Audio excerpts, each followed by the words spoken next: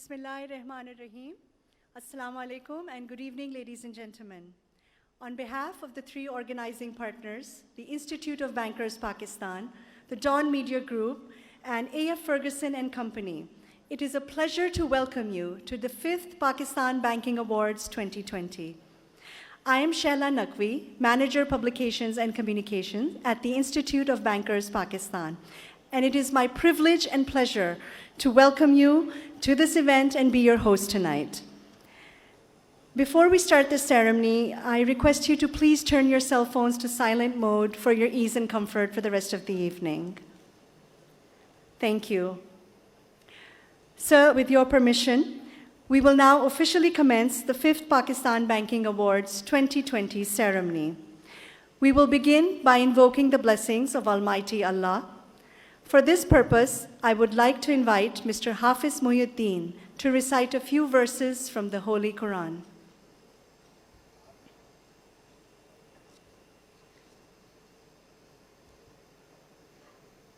أعوذ بالله من الشيطان الرجيم بسم الله الرحمن الرحيم ألم نشرح لك صدرك ووضعنا عنك وزرك الذي أنقض ظهرك ورفعنا لك ذكرك فإن مع العسر يسرا إن مع العسر يسرا فإذا فرغت فانصب وإلى ربك فارغب. ऐ नबी सल्लल्लाहु अलैहि वालैहि वसल्लम, क्या हमने तुम्हारी खातिर तुम्हारा सीना खोल नहीं दिया और तुम पर से तुम्हारा वो बोझ भी उतार दिया जिसने तुम्हारी कमर झुका दी थी, और हमने तुम्हारी खातिर तुम्हारा जिक्र बुलंद किया। सो यकीनन मुश्किल के साथ आसानी भी है, बेशक मुश्किल के साथ आसानी भी है। सो जब तुम फारिग हुआ करो तो इबादत में मेहनत किया करो और अपने परवरदिगार की तरफ मुतवज्जे हो जाया करो।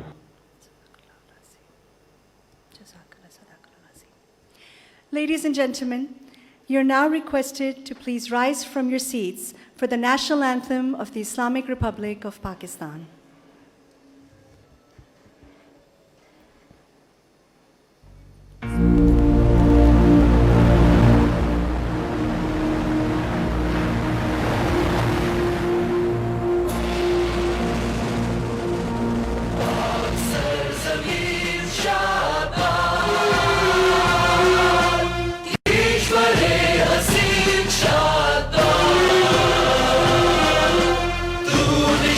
Yeah.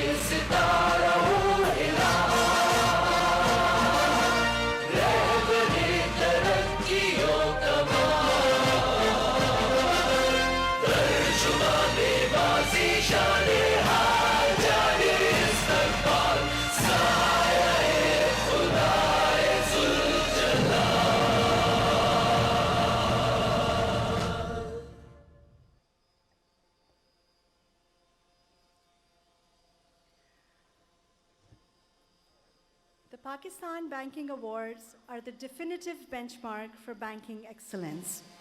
These awards serve as a platform to bring together banks from across Pakistan to celebrate the industry's success and recognize excellence and innovation in our country's banking sector and acknowledge the role of the financial sector in fostering national economic development. 2020 had indeed been a challenging year, with the COVID-19 pandemic affecting all areas of our lives. In spite of the pandemic and its repercussions on the economic front of the country in particular, Pakistan's banking sector was resilient enough to continue functioning seamlessly without any noticeable disruptions, thanks to the innovative steps and timely policy measures taken by the government of Pakistan and the State Bank of Pakistan. As they say, last year's words belong to last year's language, and next year's words await another voice. With the advent of the new year, we pray to Almighty Allah that He gives us the strength to succeed and excel in our endeavors, inshallah. We are delighted that we have assembled today for the Pakistan Banking Awards, which are being held for the 5th consecutive year. Once again, I would like to welcome all the distinguished guests present: the President and former Governor of the State Bank of Pakistan, senior executives of the State Bank of Pakistan, CEOs and presidents representing over 34 banks and financial institutions, the eminent professionals of Pakistan's banking industry who have come together today on the forum of the Pakistan Banking Awards. Throughout the development of the Pakistan Banking Awards, we have been blessed with the support of the State Bank of Pakistan. We are especially honored to have as our chief guest tonight the Honorable Governor State Bank of Pakistan, Dr. Raza Bakr, to present the awards to the winners. Thank you, sir, for gracing us with your presence. Ladies and gentlemen, proceeding with the program, I would now like to invite on stage our first speaker, Mr. Mansoorur Rahman Khan, Chief Executive of the Institute of Bankers Pakistan, one of the organizing partners of the Pakistan Banking Awards. Mr. Mansoorur Rahman Khan has over 40 years of rich banking experience. He has diversified expertise of having served in the State Bank of Pakistan as a deputy governor and is also a former banking muhtasib. We're fortunate to have him at the helm of IBP and to have his worthy guidance to take the Institute to greater heights. Ladies and gentlemen, please join me in welcoming Mr. Mansoorur Rahman Khan to deliver the welcome address.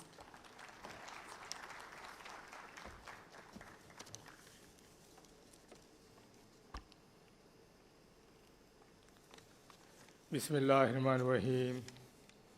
Honorable Chief Guest, Dr. Raza Bakr Sahib, Governor State Bank, Deputy Governors Mr. Jameel Ahmed, Ms. Seema Kamil, Chairman and members of the jury, CEOs and presidents of the banks, senior bankers, distinguished guests, ladies and gentlemen, Assalamu alaikum and good evening. I welcome you all to the 5th Pakistan Banking Award ceremony tonight. The Institute of Bankers Pakistan has a legacy of over 6 decades to train and develop a sound human resource base for the financial sector and to work for continuous learning and professional development of bankers. Pakistani banking industry is one of the prime movers of the nation's economic development. The cornerstone of the Pakistan Banking Awards was laid in 2016 through the joint collaboration of the Institute of Bankers Pakistan, the Dawn Media Group, and FAF Ferguson and Company to recognize and acknowledge excellence in the field of banking. It's a matter of pride and honor that the achievements of the Pakistani banks are acknowledged on the platform of PABA every year. The awards create benchmark for healthy competition amongst the banks and the spirit to accomplish more through improvement and innovation in their product and services. The COVID-19 pandemic has impacted every nook of the economy and caused us to review conventional banking afresh. It is heartening that the ramifications of the pandemic have neither dampened sprints now caused a disruption of operations in the banking sector, and the banks continue to provide their services uninterrupted thanks to SBP's special COVID-19 measures. At IBP, we had also not slowed down despite the pitfalls caused by the pandemic. The training academic activities at IBP continued during the period. In the last 6 months, multiple webinars were conducted, including webinars on impact of COVID-19 on cyber risks, Pakistan economic revival, and the future outlook of housing finance industry in Pakistan, to name a few. In the area of regular and customized trainings, the effort of the Institute are inspiring, as despite the pandemic, about 80 training programs were held during the last 6 months, which were attended by over 2,600 participants.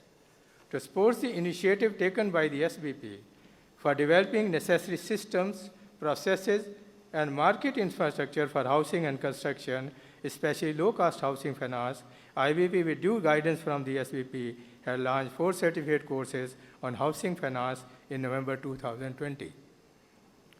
We are in the final stage of collaborating with an international learning partner and a local law firm for capacity building in real estate developer financing in Pakistan. In addition to this further initiative for training include certificate courses in AML, CFT, and SME banking for relationship managers, introduction of job standards for different job functions, and building acting alumni and industry engagement programs. The Pakistan Banking Awards are a forum to recognize the achievements of the financial sector, which per se is redefining the role of banks and financial institutions. In order to recognize the efforts of non-banking entities as they share the same vision that the State Bank has for the economy of Pakistan, it has been decided to introduce one special new category, Most Innovative Business, in the annals of the award for this year. This category is introduced specially for the non-bank entities. Second new category of Best Digital Bank has also been added for the banks to incentivize them to promote digitalization. Despite limited sources available in the banks due to COVID-19 situation, data collection for the awards were done successfully within time. It may be added that now 34 institutions are participating in PBA 2020, while in the earlier years, only 18-19 banks had participated in the awards. This shows the extent to which these awards are being recognized by the bank and financial institution. I extend my gratitude to the jury, comprising of distinguished professionals who have contributed in keeping the evaluation process transparent throughout. I would like to thank our partners, the Dawn Media Group and Messrs. A. Ferguson and Company, for active collaboration and to make sure the event is a success every year. I wish to express my profound gratitude to the Governor State Bank of Pakistan for sparing his special time to grace the ceremony as chief guest. Last but not the least, I congratulate the winning banks tonight in advance. May the best banks win. Thank you.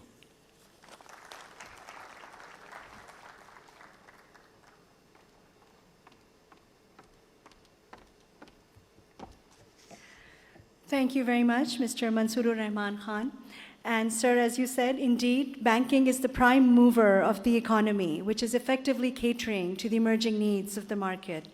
And precisely it's this fact which calls for the need to celebrate innovation and professionalism in the banking sector. This was the vision when in 2016, the Institute of Bankers Pakistan, Dawn Media Group, and A.F. Ferguson and Company joined hands to lay the cornerstone of the first Pakistan Banking Awards.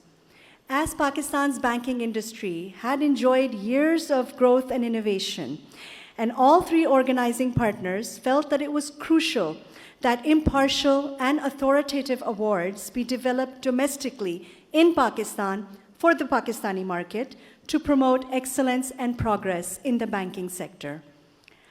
5 years down the road, these awards are now synonymous with banking excellence amongst the banking fraternity nationwide. Ladies and gentlemen, to speak on the significance of the Pakistan Banking Awards and to enlighten us on the role of the awards in shaping the discourse of banking in Pakistan, we will now be playing a video sent to us by Mr. Hamid Haroon, CEO of Dawn Media Group, one of the organizing partners, who unfortunately could not be with us today due to the prevailing COVID pandemic. So he has been gracious enough to record a message, which we're going to play for you right now.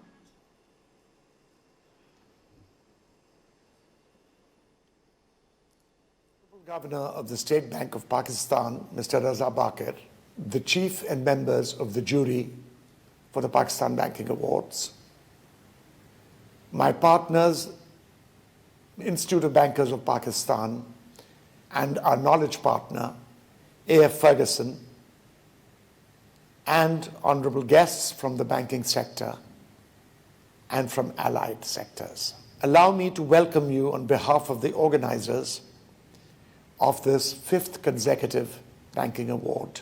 5 years is a long time, and 5 years with COVID makes it seem even more onerous. The Pakistan Banking Awards has survived the challenges, has continued to grow, and has created a kind of momentum towards achieving the standards of professional excellence which its original founder members and individuals who cooperated in putting this award together have helped create. I think it's important to mention that the event was inaugurated by the Dawn Media Group in 2016, and we collaborated with the Institute of Bankers of Pakistan, the IBP, and our knowledge partner, A.F. Ferguson and Company, to recognize excellence in the banking sector. The event has grown, as indeed it must. It has attracted the respect of industry. It has been seen not as an effort to pick out favorites, but as an effort largely identified by its jury and its partners. It's an effort to identify and to recognize banking excellence for every year in a hope that this recognition of professional excellence for this most important sector in Pakistan is something that continues and will continue to dictate efforts to professionalize, to serve the economy, to serve the people, and to serve Pakistan. At a time like this, one always begins with not only a token, but a heartfelt expression of gratitude. And that gratitude, above all, is to the members of the jury and to the chairman of the jury, Salim Raza, who has been a dynamic moving spirit in the creation and moving forward of this award. This year's jury also includes Dr. Zilaf Munir, Naveed Khan, Azhar Hamid, and Shahzad Naqvi. And they have been generous with their time and expertise, so I would like to thank Governor Raza Bakir, who is the regulator, the state bank regulator, the governor of the state bank, for his presence and for his acquiescence to speaking at the event. Dr. Bakir and his predecessors at the State Bank of Pakistan, and here I will mention above all Ashraf Watra, have worked tirelessly to create the institutional framework that allows for a dynamic banking industry. But while thanking my knowledge partner, A.F. Ferguson and Company, and acknowledging the paramount role of the Institute of Bankers Pakistan, it's important to mention that no acknowledgement of the tireless work put in by various individuals in this banking award, the 5th banking award, would be complete without acknowledging the role of Khawla Usman at the Institute of Bankers, of Faraz Anwar at A.F. Ferguson, and of Hassan Akbar at Dawn. They have provided us support without which this event would not have been possible. But let's look back at some of the earlier names. Salim Raza, I've mentioned, has always been a major mover in the jury, but I would like to mention previous jurors who played a dynamic role in perpetuating this award, including Dr. Ishrat Hussain. I also think it's important to mention that amongst the founder partners, Harun Rashid at IBP, and of course there was the role of Shabbar Zaidi Saab. They played a pivotal role in putting this banking award together, and have laid the foundations for us to be able to progress. This is not to deny the contribution of the current CEO of IBP, but also to mention that Harun Rashid, who was the founding CEO from IBP, and of course Shabbir Zaidi, were crucial. But at the Bankers Institute, there was also Hussein Lavai and Mansoor Rahman. So I think that that gives you an idea of all the pivotal roles played from IBP and with our knowledge partner Ferguson. I think I've acknowledged them well, but I think that there is one more acknowledgement to make. The banks have grown as part of the consciousness in the banking sector in this effort to award recognition and acknowledge and recognize the contribution made by the various commercial banks in the country. The turnout of banks this year has been the best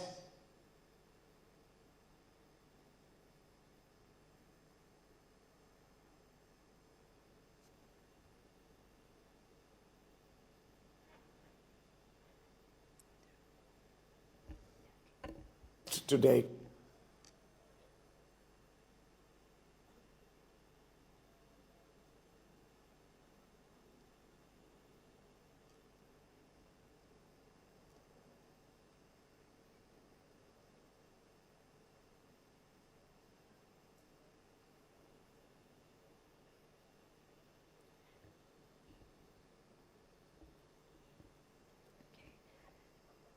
Ladies and gentlemen, I think more or less Mr. Hamid Harun reached the conclusion of his address, and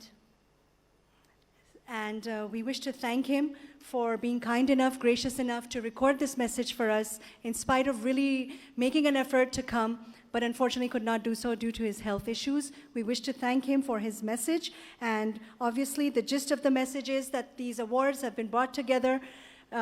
They're a result of teamwork, they're a result of months of meetings, deliberations, and discussions. And most importantly, they are not about picking favorites. Moving on. Ladies and gentlemen, throughout this whole process, we are grateful that amongst the three organizing partners, the team at A.F. Ferguson has been instrumental in contributing as the knowledge partners. They have been responsible for finalization of the award categories and the evaluation criteria under the guidance of the respected jury members. But that's, of course, where they drew the line. The rest was over to the jury members to make their independent and very tough decisions.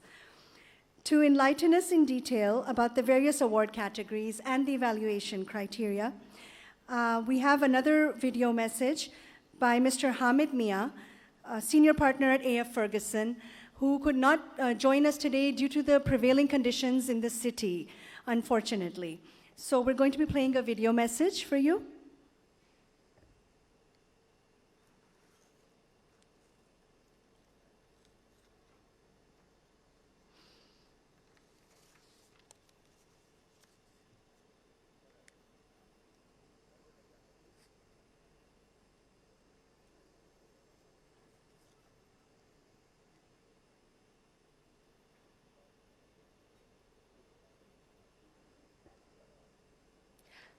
Please excuse us, these minor glitches happen.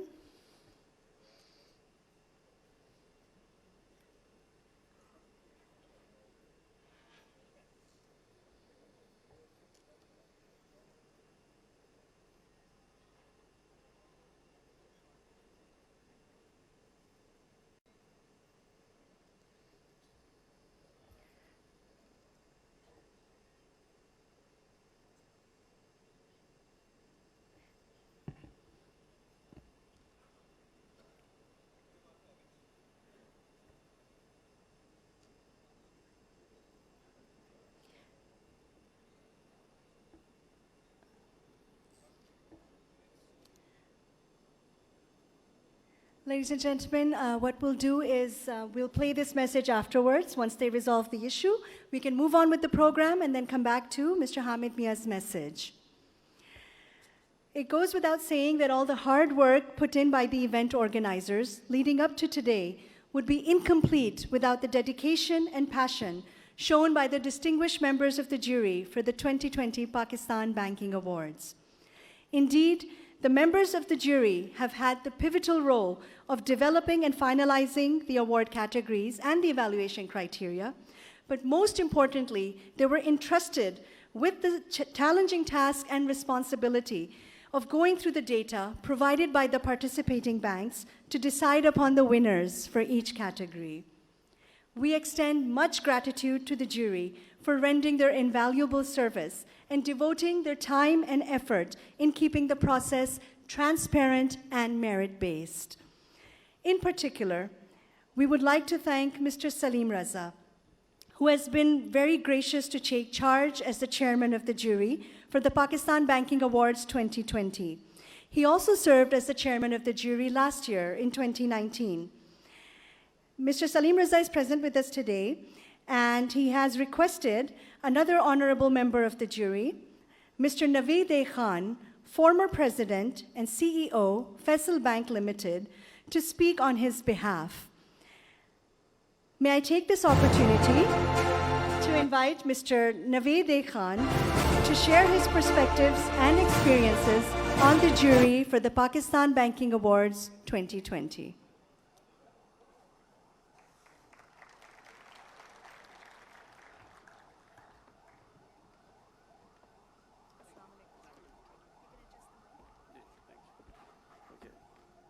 So I'm try to balance myself here. Governor State Bank, past governors, distinguished presidents, fellow bankers and friends, Assalamu alaikum and a very good evening. On behalf of the chairman of the jury, Mr. Salim Raza, and behalf of all of us, I'd like to thank the sponsors for inviting us to speak and actually deliberate on the entire award ceremony, and more importantly, go through the ups and downs of discussing each and every institution in great detail. I think before I move on to what we did in the jury, I'd like to also acknowledge the State Bank of Pakistan and the government of Pakistan for taking some very interesting policy decisions in pushing the agenda and managing this entire COVID-19 issue, which would have been a devastation into our economy if it would not be managed. A very big hand to the State Bank of Pakistan and Government of Pakistan. But saying that, I think all of you played a very critical role in implementing it down the line. And I think without your implementation, it would have been a disaster. So a very big hand to all of you for doing a great job.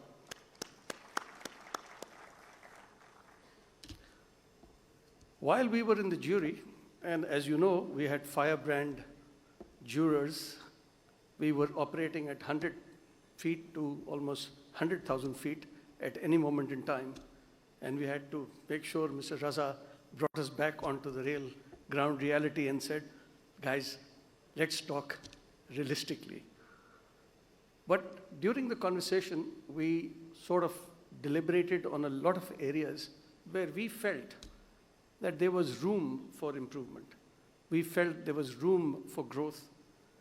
We felt there is room for you all to think about, whether it is the central bank, the government, and the banks at large. And the areas that we talked about were as follows. The role of development finance, and Mr. Raza said, I've been beating my chest for the longest period on this issue, but it seems that there is no traction happening. I tend to agree with him. I think with the exit of PICICs and NDFCs and BELs, the entire concept of development finance has sort of dissipated. And when you look at the role of the DFIs that are today, unfortunately, they are more involved in equities and fixed income paper than really working on the ethos of what they were built on, which was development finance. So perhaps an area where the development finance institutions need to really step up But at the same time, I think the role is evolving for the banks, that you need to step up in the development finance role. Because if you don't, then this economy cannot expand and this country cannot really move forward. So I urge all of you to think about it. What we are doing today is purely debt syndication and project finance based on assets. So really we've moved away from the true development role as you can well imagine, and without that I think no economy can proceed forward. The other area that we thought of was agri-finance. You know, the sector is 21% of your GDP, employs 36% of the workforce, and yet the largest bank has 4% of its loan portfolio in agri sector. Now, if we are going to feed 220 million people growing at least 2 to 3%, just visualize what's going to happen. From a food security point of view, from a concept of development, and more importantly, financial inclusion. So really, I know the State Bank has been after it. I remember when I was the CEO, I used to be part of that committee. We always had a lot of deliberations, but we've not seen traction in the banking sector. And I think that traction is truly required if you truly believe in growing this economy and this country and moving people out of poverty. So really, my submission to you is that you truly need to focus on this area. Non-farm lending is only 10% within the agri chain, which is again amazing how important the supply chain is in the farm to market process. Another area I would request you banks to look at and think about. Search your soul. We need to do something about it. We just cannot only work for our shareholders. We need to talk about all stakeholders. So please think about it.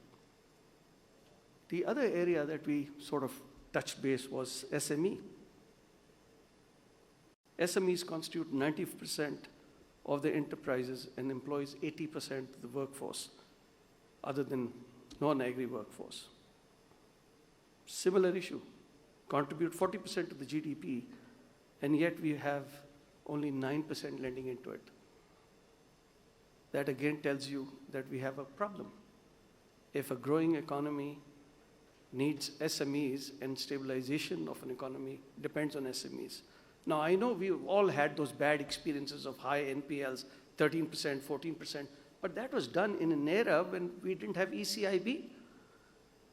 We didn't have the credit agencies. Today we have them.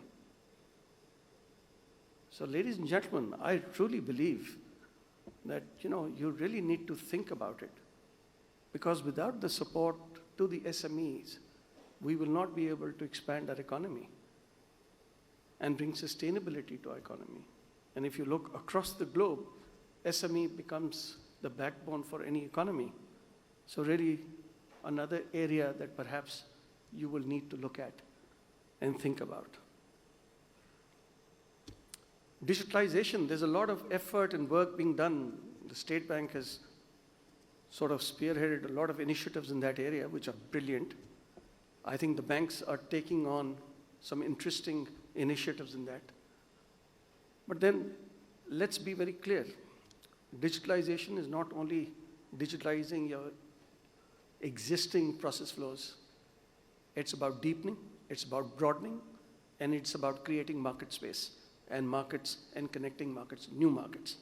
So really, without that, I don't think we will be able to serve the concept of digitalization. You need to reduce your intermediation cost, which means that you are moving towards technology and you're using technology as a platform, which means that you need to get out of the brick and mortar and also get out of the old processes and bring your costs down. So if you're going to do digitalization, then your costs need to come down on the conventional side. But if your costs are going to remain on the conventional side at the same level while you're digitalizing, then I think you're missing the entire script there. The script is deepening, expanding, creating new markets, connecting new markets. That to me is true digitalization, which you need to look at. Another sector which is very close to my heart, and I used to always say when I turn 55, I used to tell my late wife that when I turn 55, I'm going to quit banking and do something totally different. And she used to laugh. She said, "You're a workaholic, you'll never quit." Well, I did at 54. She passed away, so I decided to call it a day and do something. And I've been involved in microfinance since. And it's mind-boggling, but it is also very rewarding. We have 6.8 million customers in the microfinance sector today. And the market opportunity potential is over 20 million customers, borrowers. Just visualize. Mimosa study puts Pakistan in a normal and moderate space in terms of its penetration levels. Our penetration level on microfinance is 0.25%. India is 2.2. Bangladesh is 4.3. Just visualize. So our ratio in microfinance is the lowest than anywhere else. Let's talk about the players. There are only 40 players in the MFP world. And within Pakistan, we have 40 players for a population of 220 million people. In India, there are 3,000 players in MFP with a population of 1.3 billion. Bangladesh, 724 MFPs operating on a population of 168. Sri Lanka, 66 on a population smaller than perhaps Karachi, 21 million people. Vietnam, 52, 96 million population. Cambodia, 86 on a 16 million population. So ladies and gentlemen, I don't need to tell you where the gap is. I think the governor, I just read the other day, was talking about financial inclusion, diversity. Now, I don't expect you to go and do microfinance, but what I do expect the banks to think about is how we can support these microfinance institutions which are going and outreaching areas that you can't do. And we, as a chairman of PMIC, I can tell you, as an apex, we are promoting digitalization in their space as well. And I'm happy to report that there's a lot of progress being done so that the intermediation cost can come down and the entire lending cost could come down to these players. But without your support, this sector cannot move forward. We are drifting into poverty because of the COVID-19. The State Bank and the government is taking some massive steps to intervene to help reduce it. We all have a moral and a social responsibility. We all need to focus on how we can help. And when I've been in these villages as deep into Thar and as deep into southern Punjab, you recognize and realize what a lifeline these MFPs provide to them for their well-being, for their future. We all talk about big games, we talk about big corporates, we talk about big plays. But what we forget is the population that is living below the poverty lines. The population which is struggling and is sort of caught in the vicious cycle of poverty. So I don't need to depress you any further, but I certainly hope that you will at least think about it and think about it in a proactive manner. And I'm sure there are a lot of institutions that can help. With that, I feel we will be able to make some traction in this space, which perhaps is not on your focus, at least in some cases. I know the banks, some of the banks are doing some very interesting, innovative things in the agri space, in the SME space, but we need to see how it all unfolds as we move forward. The other area which I think Mansoor Saab talked about was training and development. We deliberated in our committee quite a bit on training and development. You know, historically, the foreign banks played a very critical role in developing and training people who became the future of our banking fraternity today. A lot of the people who are CEOs today either have worked in one institution or the other and worked in a global context to be able to reach where they have reached. And I can tell you that unfortunately with that exit of these foreign banks, this entire nursery or academy of training has sort of moved away, and we have been depending on our own. So my humble suggestion to you banks is that you need to bring in, and I think some of you can afford to bring in, quality HR from outside and integrate it into your institutions for development of other people. At the same time, there are larger institutions which can actually spearhead training and development in a more meaningful manner and bring in global expertise into training for our bankers. The youth, the young bankers are our future. If we don't invest in them, I'm afraid we will not be able to create the traction that we need to. Last but not least, last year 200 CEOs in the US got together and talked about what should be the purpose of their enterprise, what should they be doing. And the shift from the traditional mindset, creating shareholder value, is towards creating value for stakeholders, which include people, which includes society at large, which includes your own fraternity, which includes the economy at large, and more importantly, the ethics and the values that you create while dealing with people, your suppliers, your other partners. I think the paradigm in this world is changing. So I know we all work for shareholders, but I think time has come that we have to look beyond the shareholders. We need to look at this country. We need to look at our challenges. We need to look beyond our own selves and see how we can truly contribute in building this nation. This is our nation. This is our country. We're not going to go anywhere. So let's fix it. You are the people who truly have the ability to change. You are the catalyst for growth. You provide the capital for growth. So ladies and gentlemen, please think about some of these things. You've done a great job. You continue to do a great job. And I can only pray that you do a great job. Let's work for Pakistan. Thank you very much. Pakistan Zindabad.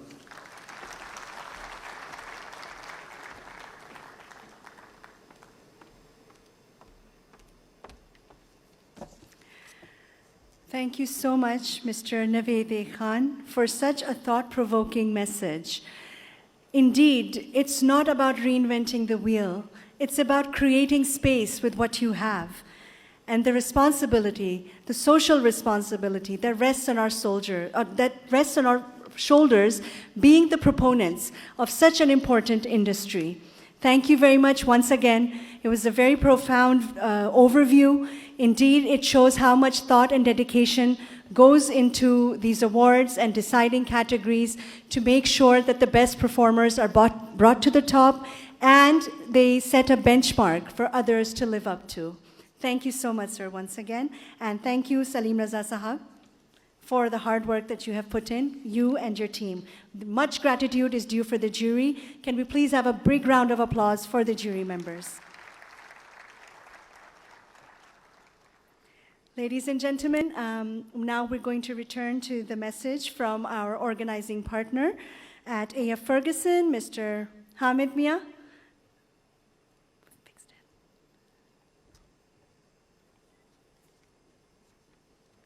Okay, so We'll move on from there. Ladies and gentlemen, we are very grateful for the support and the encouragement provided to us by the State Bank of Pakistan throughout the development of these awards. And now I would like to invite our chief guest for tonight, the Honorable Governor of the State Bank of Pakistan, Dr. Raza Bakr, to share his valuable insights with the audience. He has been most gracious to spare his precious time to be with us. Please welcome Governor of the State Bank of Pakistan, Dr. Raza Bakr, on stage.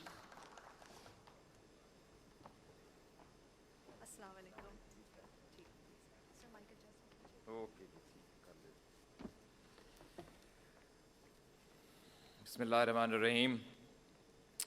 Chief Executive of IBP, Mansoor Rahman Khan Sahib, my predecessors, Salim Raza Saab, Yasin Anwar Saab, Deputy Governors who are here today, Jamil Saab, Basima Saiba, our senior officers from the State Bank, presidents of banks, distinguished guests, Assalamu alaikum. Before I begin my speech, मेरे जो यहाँ audio visual में दोस्त हैं उनसे request है कि कोई वीडियो मेरी तकरीर में ना ऑन करिएगा, इसमें कोई वीडियो नहीं है. I'm glad also I don't have a presentation, but I'm looking forward to seeing the messages जो अभी तक हमें नहीं मिले.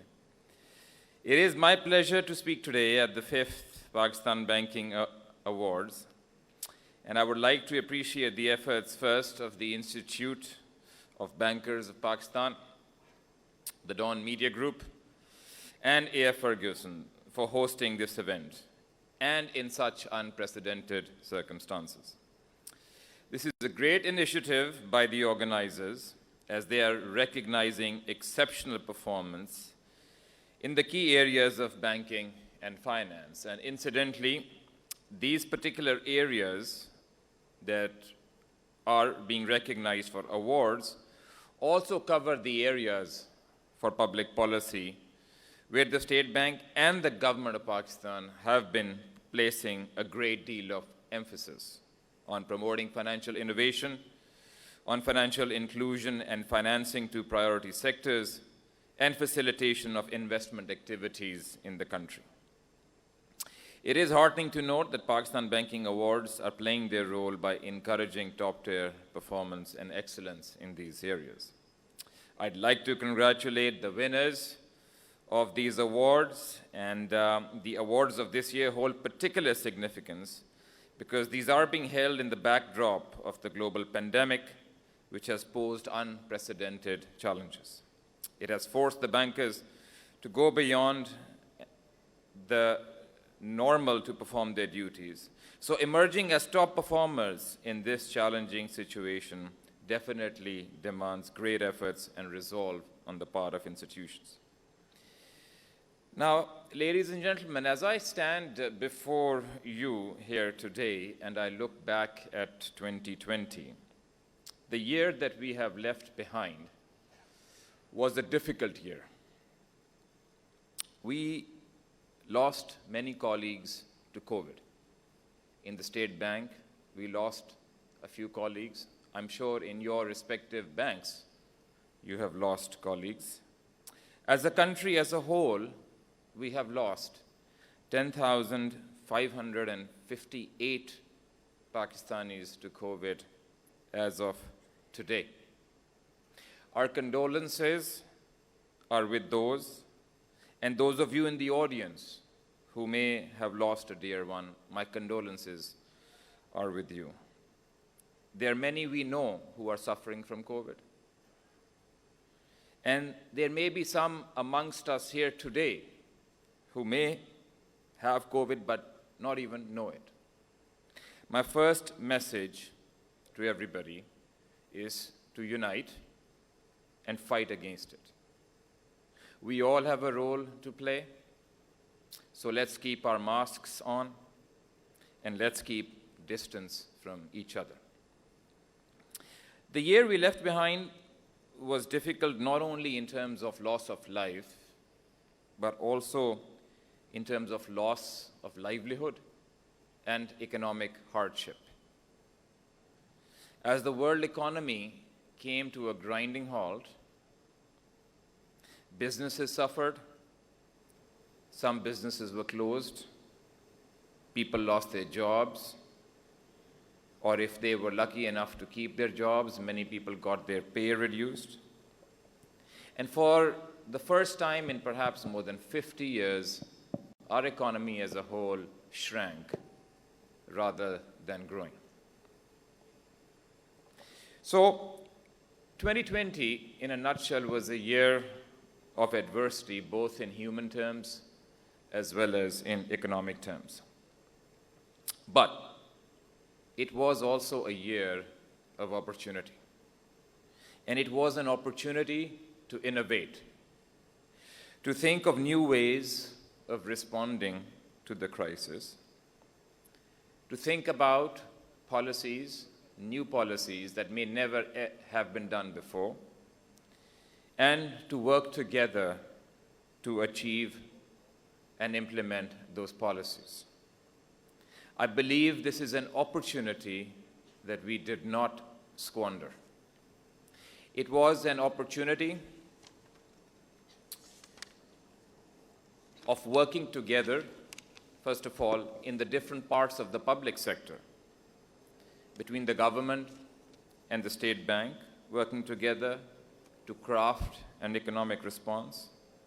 It was an opportunity to work together between the State Bank and the banks and the financial sector more broadly to design and execute those parts of the response package pertaining to the financial sector.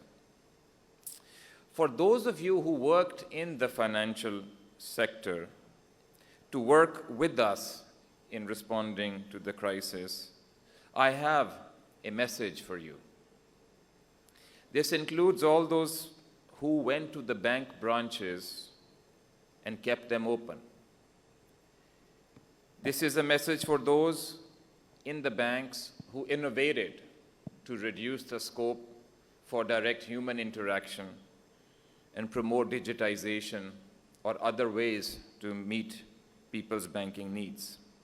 It's a message for the bank presidents and the senior management of banks who oversaw the bank's response.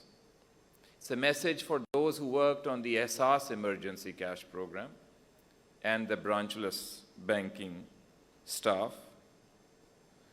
And it is a message for those who worked in implementing and working with the State Bank in implementing the schemes and the policy responses that we came out.